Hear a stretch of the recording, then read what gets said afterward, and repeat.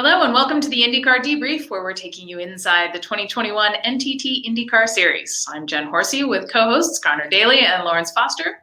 And this week, we're going to take a look back at last weekend's Grand Prix of Portland, plus our Fantasy Challenge picks for this weekend's Firestone Grand Prix of Monterey. But before that, I'm excited to welcome our special guest, six-time series champion, Scott Dixon. Scott, welcome to the show. Hello. Hello. Thanks for having me. Thanks very much for joining us. I wanted to jump right into this championship because it's so close right now. A couple rounds left. You're in the hunt this year for your seventh title. So you're currently fourth, 49 points back from your teammate. What does it take for you to win it at this point?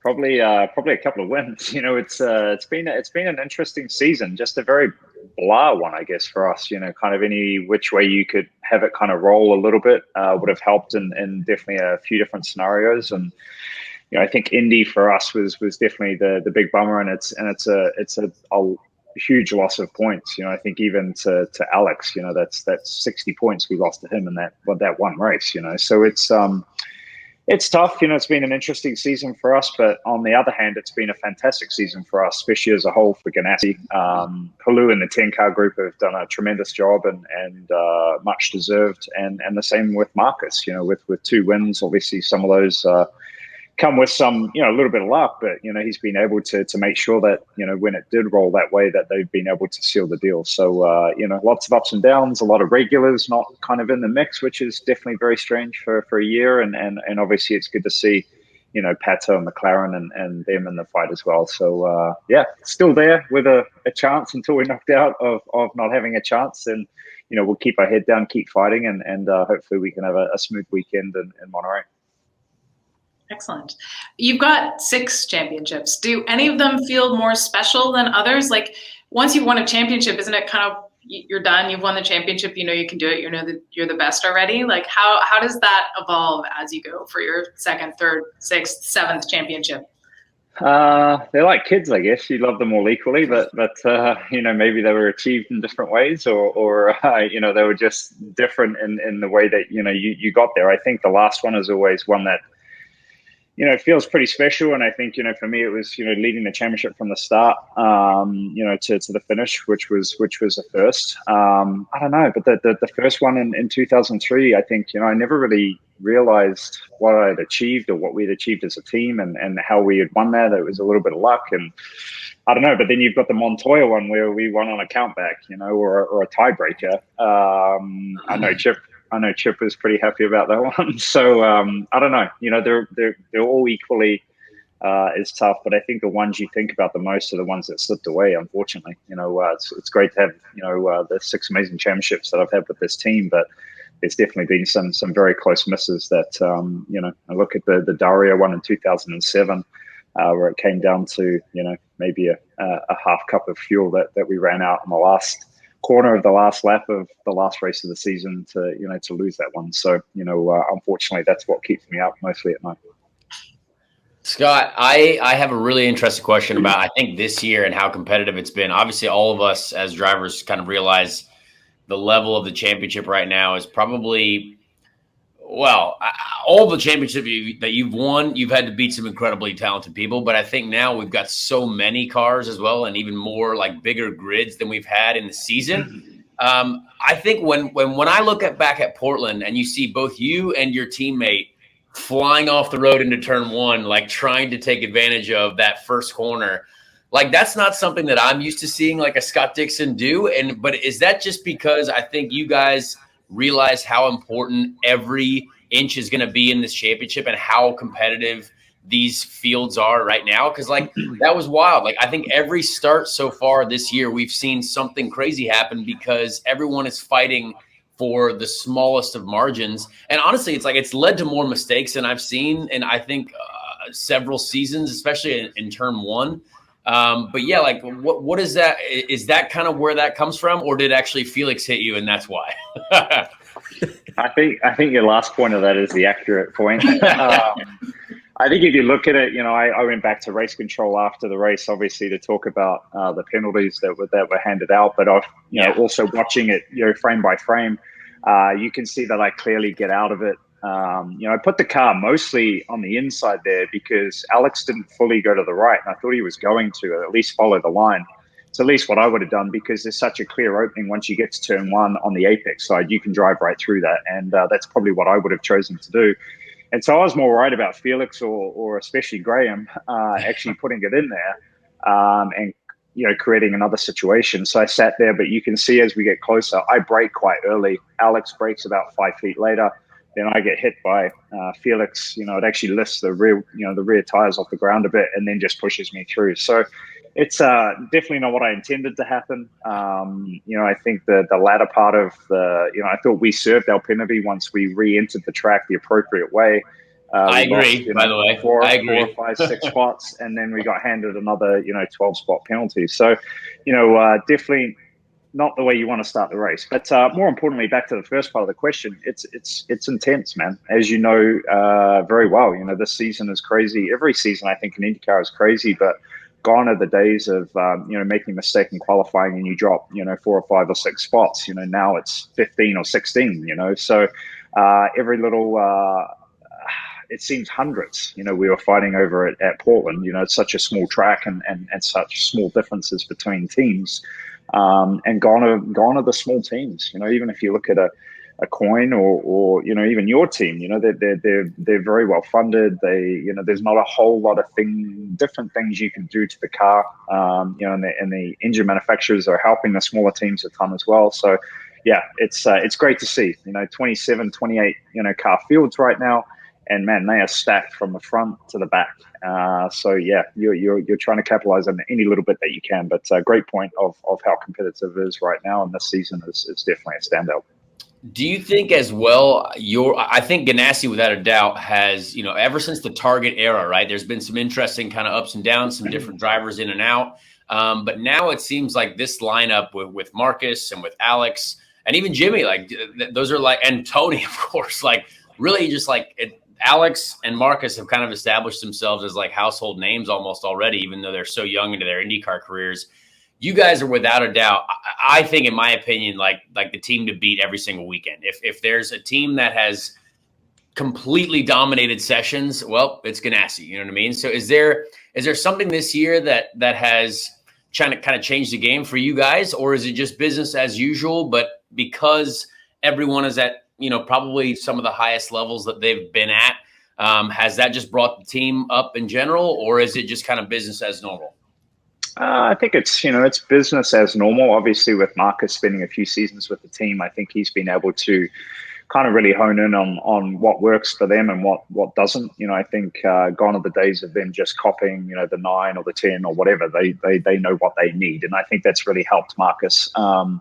Alex has just been really plug and play. He's done a tremendous job of being able to adapt. I think when you look at him, he's a super young talent. Once you look at his junior career and what he's done, there was a big push from my side of the team to add him to this team because you could see just what was coming.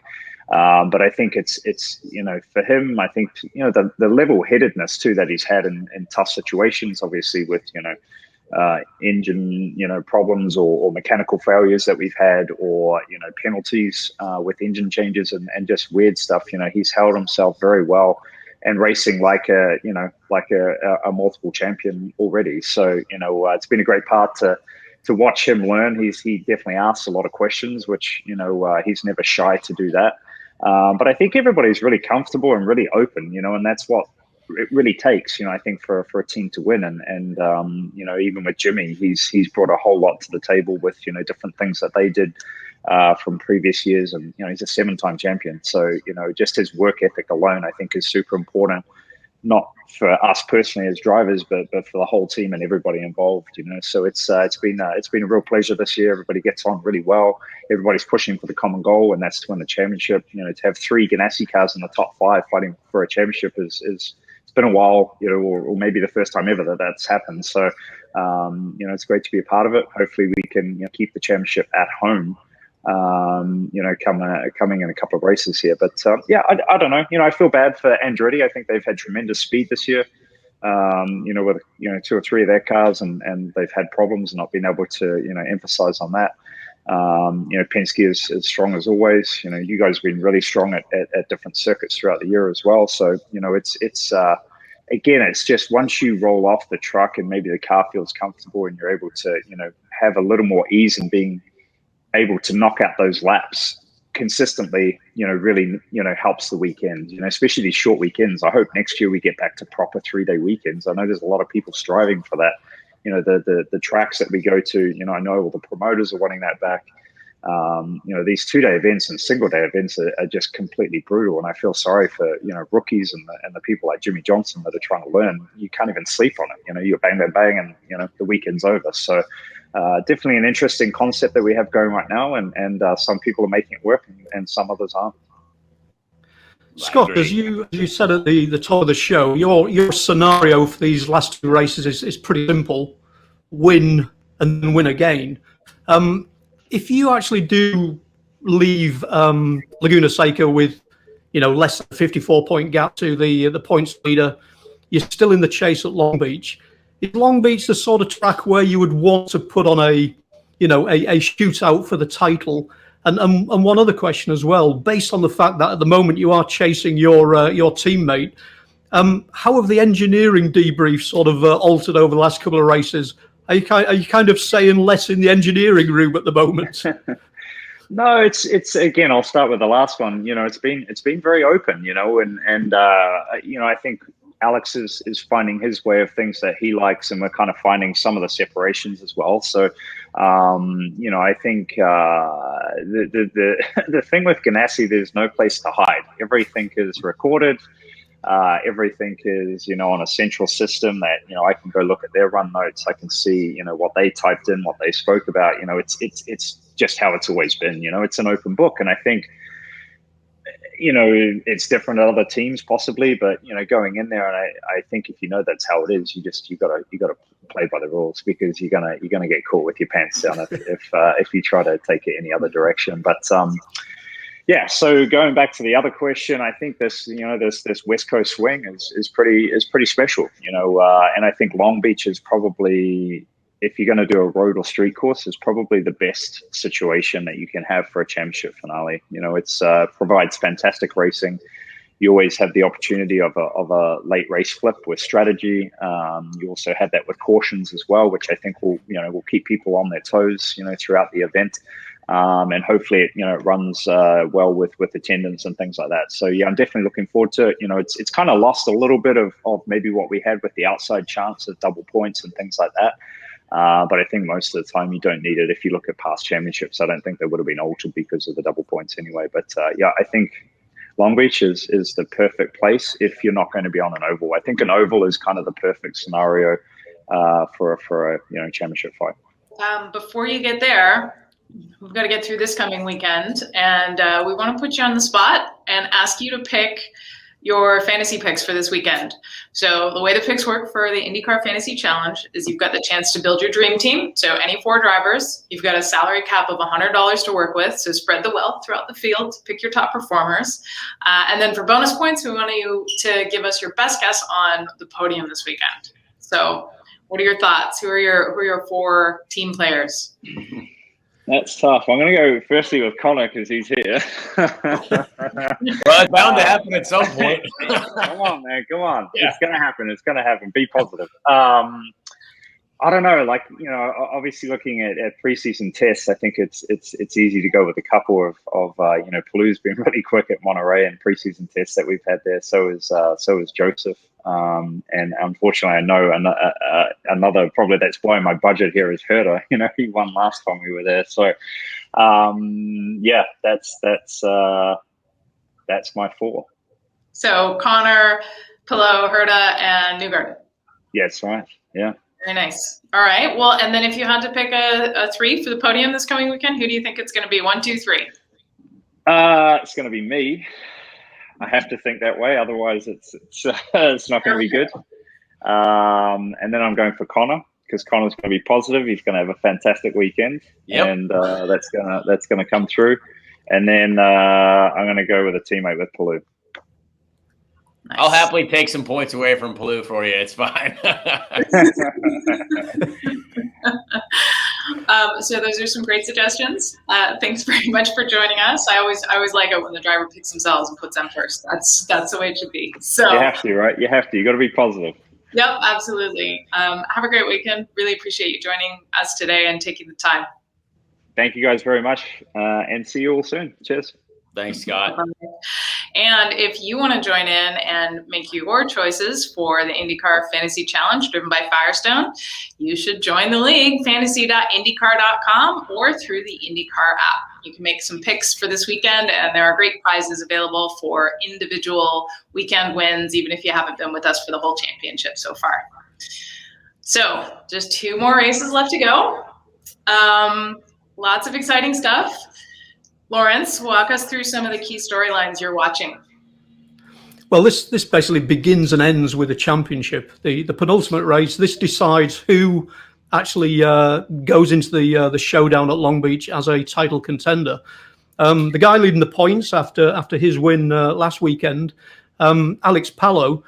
He so far this year has been the king of the natural terrain road courses. Three wins and all coming on natural terrain road courses. So whether he can actually maintain or hold his lead. We've also got it where obviously Pato O'Ward, after a weekend to forget, last weekend in Portland, he's 25 points out of the lead now. But Pato's positive attitude, never give up. Let's see if he can claw some of that back. The 2 veterans right behind, 2 guys who know how to win championships in Joseph Newgarden and Scott Dixon. Scott says he's got to win. Joseph, his 34-point deficit maybe gives him a little bit more wriggle room, but certainly not a lot. And then the 5th guy in the mix, who basically, if Scott needs a win, boy oh boy, Marcus Ericsson needs a win as well. He's 75 points back, and basically, if he doesn't come out of the weekend within 54 points, obviously his chances are over. But as Scott pointed out as well, the guy to beat at from a survey of 1, the guy to beat at Laguna Seca is Colton Herta. He really got the hang of the track last time. Won the race, and maybe will be the spoiler for those guys in the title race who are thinking we've got to leave Laguna with a win. Nice. It's such an iconic track going to Laguna. Conor, from your perspective, I'm kind of curious. Like I've never driven that track. What's it like to take on the corkscrew from inside the car? What is that experience like? Well, I mean, for me, I got to drive there all the way back in 2009 and 10 in the Pro Mazda Championship. I didn't clinch the championship there, but I think I won there. And then that was my first time in an open wheel car there. And it's a wild experience. It's always, even when you get there again, like even when we go this weekend, when you get to corkscrew, you're like, well, it's a lot taller than I remember. You know what I mean? It's really, really interesting. And then we got to win there in the Lamborghini Super Trofeo Series like 2 years ago as well. And that was totally different. I can't see anything in a sports car. You just kind of drive over it and like hope you don't hit the curbs. Whereas the IndyCar, you're much more in tune with everything that's going on and every inch of the corkscrew. And it's going to be really interesting. And I think, something that you mentioned, Laurence, about Colton and Alex, I think we've seen a lot of these young guys come into the permanent circuits and do really, really well. I think Road America is an example. I think Laguna is a perfect example. These 2 like classic road circuits that I remember all of a sudden Colton was so fast at Laguna. Colton was so fast at Road America. Guys like that. Alex Palou, his first year was like super fast at Road America. You know what I mean? These permanent circuits that you kind of know the limits, the curbs, the surface. And guys like that who have, that's what they grew up on, those permanent circuits instead of all of our street racing that we do. They seem to do really well. And also, don't really know why this is, but drivers that are really light do really well at those permanent circuits. And I don't know if that's a COG thing. I don't know. This is my conspiracy thing because I'm a bigger driver and I see all these little fellas doing really well at these certain tracks. And I'm like, do I need to lose 40 pounds? I don't think that's possible. But it's really, really interesting. So Scott is exactly right. They've been super fast there, that testing, Alex and Colton. I think those will for sure be the guys to beat. And Alex right now is on quite a run. So it's really, really, really going to be hard to dethrone, I think, Palou as we go here. All right. So Laurence, what are you watching for fantasy league picks? A bunch of little guys?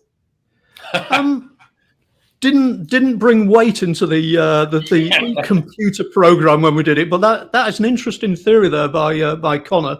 But yeah, take a look at who we are looking at. These are no-brainers, basically. Marcus and Scott, two Chip Ganassi racing guys who have basically got to win this weekend, and both have basically shown winning form this season. And as Scott says, it's time to go big or go home. Other guys who just have been sort of showing form in recent races. Conor Herter, we've already spoken about him. Winner here in 2019, a guy who gets track, but also Alexander Rossi. He's been trending upwards and really on Californian home turf. Maybe this is a point where he does manage to sort of fight for the top step. Couple of outside bets. Romain Grosjean. Okay. Not too familiar with Laguna Seca, but this is probably his final chance to land that rookie win, and it's a track that he will connect with. And then Ed Jones, $20 for a guy who basically in the last 3 or 4 races has started to connect, and he could be a cheap and effective pick. So great suggestions, nice selection there. So that's the broad spectrum. We're going to put you on the spot. Who are you going to pick? Who's your fantasy league pick for this coming weekend? All right. Well, it's basically 3 of those guys who we've just mentioned, and as Conor says, Alex Palou, though, right at the top of the chart. Colton, for the fact that he comes in sort of a proven winner, a guy who gets a track. Romain Grosjean, still only $23 and could be a contender. And then with a little bit of cash we've got, it rules out Conor. But Callum Ilott, he was drinking from the fire hose at Portland last week. Juncos Hollinger, obviously a new team. But for $18, and given the pedigree of that combination, let's throw him in the mix. Yeah, interesting choices. I think everyone has selected so far Palou and Herta. So I'm looking pretty hard at those guys for my big spend, I think. Lots to think about for sure. Now I kind of want to look back at last weekend. Huge strategy, very complicated. Conor, walk us through last weekend. Well, it was a very interesting one. I think because of how short the weekend was. These short weekends are really, really tough. And, for several people who didn't get to test there are some guys that did. And obviously, looking at some of the interviews after the race, like Palou, and I think Dixon said that like testing at Portland really, really helped them, right? And they also tested at Laguna. So I'm sure they're probably going to do great there. I mean, track time is so important. It's absolutely paramount in this current era because of how short the weekends are. But what I found really interesting is it was the same tire. I mentioned in the last show, I believe, the same tire as the Indy GP. And there were really interesting conditions for us at this race because it was a lot cooler than most of our events so far this year. When we got there on Friday, people were wearing jackets, and I hadn't seen a jacket. I luckily remembered a jacket at the very last minute because it was sort of chilly, and I don't even know which one I grabbed, but I had one. So it was a really, really different weekend for us overall. And when I talked to some guys after qualifying, now I made a large mistake in qualifying. We had a great lap going. We should have been in the top 12. Completely my fault, messed up one corner, a 1/10 of a second, and a 1/10 of a second moves you from being in the top 10, top 12 to 16. So I know what I did, but our car, I think, was quite good. But there were guys that you saw really struggle, like Jack Harvey and Joseph Newgarden. And they just, I talked to them afterwards, and they're like, I don't know what happened. Like, our car from practice to qualifying just went completely bad. But also, it was a lot hotter. From practice to qualifying, it got a lot hotter, and the conditions changed quite drastically. So I don't know whether that was, something that affected everyone, because then you look at who did really well in the race, and Harvey finished up front, and Joseph Newgarden had a pretty strong race from starting deep in the field as well. There were a lot of guys that I know our balance in qualifying was completely different to how it was in the race, but it was a lot cooler for the race again. And there was one stint in the race as well where the sun came out really aggressively. And again, the balance changed, and suddenly we were putting a ton of front wing in. And then all of a sudden, in the middle of the race, when the sun came out, I was like, I don't know if we need that front wing anymore. So it was a really, really interesting change in conditions that I think either affected people in qualifying, because there was a lot of confused faces. I mean, when you looked at the grid, you had guys, Max Chilton had a great qualifying effort. You had guys like Ed Jones and guys in the top 12 that realistically were a little bit different than normal. I started 16th, and I had Elio, Joseph, Scott McLaughlin, Will Power, like all around me. And that was, that was probably something that you wouldn't have expected. So I thought that was fascinating and very, very interesting.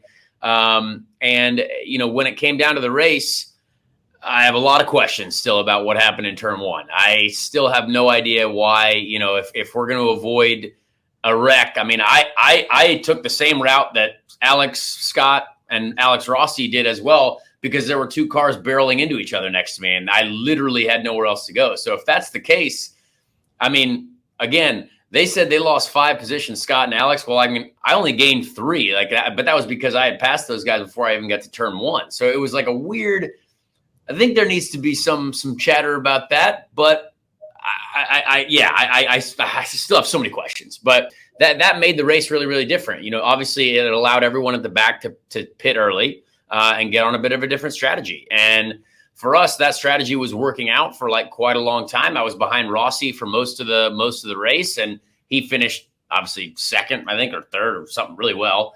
But yeah, it was really interesting how the race played out and how the strategies played out when the yellows were called and why. And I think, I don't know, I questioned one of the yellows on whether Callum, that car was out of the way. I don't know why we needed that, but then there was another car in the runoff. So there's a lot of things that we have questions over, but realistically, it's so funny how the races end up in IndyCar. The guys who went all the way to the back always end up on the podium. And I can't tell you why, but it's just because of the strategic magic that happens in IndyCar. And time again, I said it at Gateway as well on my radio to my team. I said, look, Bourdais is going to pit eርly and he's going to finish in the top 5, or he's going to win the race. And sure enough, the guy pitted super early and finishes in the top 5. And like, honestly, we were in a great position for a top 5, top 10 finish, but we had just a difficult last pit stop that put us at the back again. But yeah, a lot there that I wanted to talk about that I thought you would have found interesting, Laurence, on the tires and the conditions, because there was kind of people going all over the place when it came to their pace and when they were strong and when they weren't. So it was really, really interesting. And just to add to that as well, Conor, the fact that Pato, after that extended yellow, he's there in the lead. He stays out. He leads for 29 laps. The team decides they're going to do a 2-stop strategy.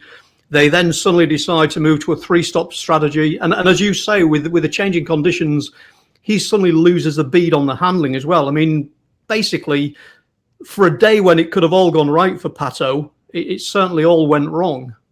Yeah, it was very interesting. And I think something that is also quite different from what we've seen so far this year is that I think Felix really was the quickest driver of that team really all weekend. Felix was really fast. And I was around Felix in the race a lot, and he was so strong in qualifying. And then in the race, the same pace wasn't quite there. So, and even Pato, we were around for a certain period of time during that race as well. And I think the strategic side of it is just, it's so hit or miss. If you happen to nail it, everyone's a hero. But if you don't, well, then you look like a bunch of stooges. And that's what happens in IndyCar. Like that's, it's just the difficult part of it. And, for those guys, you could be the fastest car, but if the wrong call's made, then you know what, you're kind of stuck with it, and you got to do what you got to do. And the 2-stop strategy, that's a bold call, because I know how much fuel mileage you had to make there. But also Portland's really interesting. Like when we look at our fuel mileage, we're full attack, full push, and I look at kind of a fuel number that I get on my dash,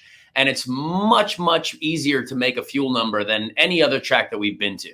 When we're like, for example, you're making a certain number, let's just say 50 is your number, right? And that's at max attack. I'm making fuel number 50, right? But for us at Portland, it was max attack, and we'd be like at fuel 40, and like it'd be like, oh, okay, well, this is like way more fuel mileage, and I'm still not lifting early or anything like that. So there was a big temptation, even in our meetings before the race, we were like, if we get a little bit of yellow, we're going straight to 2 stops because the mileage is potentially there. Thankfully, I mean, I had to save fuel the entire race still, but it was something that was not as difficult as it would be, say, like the Indy GP. So tough to predict how these events are going to shake out. I mean, points shakeups and strategy and crazy turn ones. I say all that as a bit of an excuse for myself because I know what's coming next. How do we do in our picks, Laurence? Oh, this was all about Conor. This was a huge Conor weekend. Oh yeah, and I'll tell you what. The thing we've been talking about all year about, having the courage of your convictions, and if you put them in the team, put them on the podium, that works out stupendously well there for Conor. And also the fact that Conor picked himself and, give himself a stout points haul as well. It was just a superb Conor weekend. Can't say that enough. But obviously we get the wake-up call as well. 5 players all got 207.5 points.